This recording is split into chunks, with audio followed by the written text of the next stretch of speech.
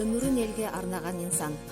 Сүйүмбаев Акматбек Сүттүбаевич 20 ноябрда 1920 жылы Чүй областынын Аламөзөн районунун Байтык айылында жарык дүйнөгө келген. Акматбек Сүттүбаевич партиялык жана мамлекеттик ишмер, өзүнүн өмүрүндө Кыргызстандын бардык аймактарында кызмат өтөп, улуу ата мекендик согушка катышкан. 2 Ленин ордени, 2 ата мекендик согуштун ордени, 3 эмгек кызыл туу ордени жана кызыл жылдыз ордендери менен сыйланган.